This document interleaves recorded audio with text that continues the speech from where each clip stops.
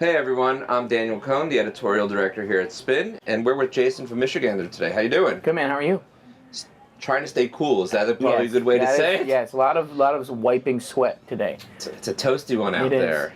So we were talking off camera and earlier, and you said that an issue that's very important to you is mental health. Yeah. So how, as an artist, have you been able to manage your mental health while on the road? Well, there's always the typical things that an artist faces, and obviously being away from home is hard, and adapting and figuring out what little things help you out on tour. And I have just a little comforts of home. I have a sound machine, take my vitamins, all that stuff, and that is been really beneficial. And trying to get 7 or 8 hours of sleep is almost nearly impossible, but we manage most of the time, kind of build it into the schedule.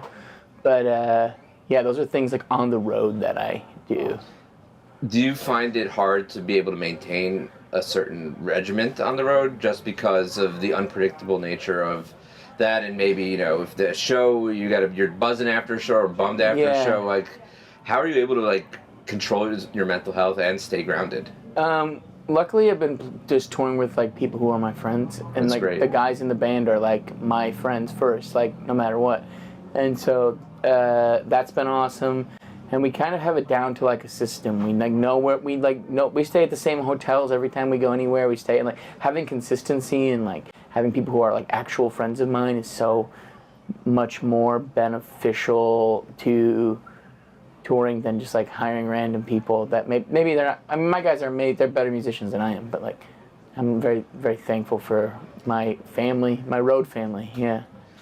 When you're at home, how are you able to, on the opposite side, maintain your mental health? Because the buzz of the road, I'm sure you're out on big time tour for huge chunks of time out away from home. And so how are you able to kind of stay grounded at home and able to level out while not having, that safety net or whatnot? Well, for years I always I'll just do these basic little steps, and I don't need to go to a therapist. I don't need to take care of that stuff. But last year I had an injury when we were shooting a music video and broke my leg. Oh my! Out in the mountains in California, and had to post everything was going really smoothly and exciting and a lot of momentum, and then I broke my leg.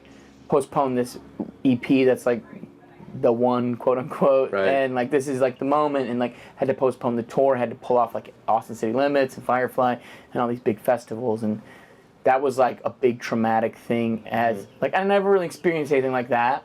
And then 3 weeks later, my wife was walking to work and got ran over by a truck, and for an hour thought she wasn't gonna make it. And so these two things back to back while I'm in a boot, I can't move. Right. Really messed me up, and really brought to light all the terrible anxiety and stuff. And luckily there's awesome, I live in Nashville, and there's a lot of awesome resources. Obviously Music Cares was really awesome and helped and covered our rent and made sure we were okay.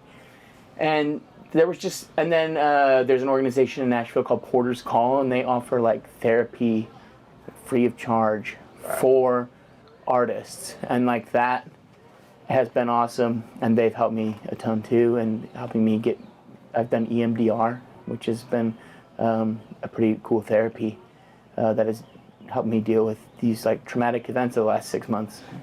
I can't even imagine. Yeah. But it seems like you're in a good place. Yeah, I'm walking around. My foot is still a little swollen, but it's going to be like that for a while. Have you broken your leg? I've had foot surgery. Oh yeah. So I have arthritis. Okay, yeah. So I'm I'm still a little I just walked maybe a You're mile. Gonna feel it that scar to that tissue. Yes, I feel it today. So I'm doing great. I'm the happiest I've ever been. Therapy's awesome, and even as for someone like me who's I'm 30 years old and they never had any privilege and have never had any really traumatic events ever happen in my life, and now I'm working on things I didn't really know I needed to work on, and it's been really, really positive experience. What advice would you give to a young touring musician that is struggling with their mental health? Yeah, I think the biggest thing that I tell young bands who are starting is when you first start touring, you're I'm gonna go out every night, I'm gonna drink a ton. On our rider, we used to have we want a case of beer. Now it's just give us a 6-pack. That's good enough for us. and like try to get sleep, and like we're very fortunate like finally to be able to have like a hotel room, or maybe even sometimes 2 hotel rooms. Whoa. Big life. Big life. Big time. Yeah. So those things are those things have been awesome. Like being able to like do those things and get good sleep and like get good rest and like try not to blow your voice out. And we do vocal warm-ups and we do stretches and we meditate. Like it's kind of heady in a way, but like I love it. Yeah, it's definitely changed the game. Well, thanks for coming by. Is there anything else you want to tell everyone out there? I have a record coming out on March 31st. It's called It Will Never Be the Same.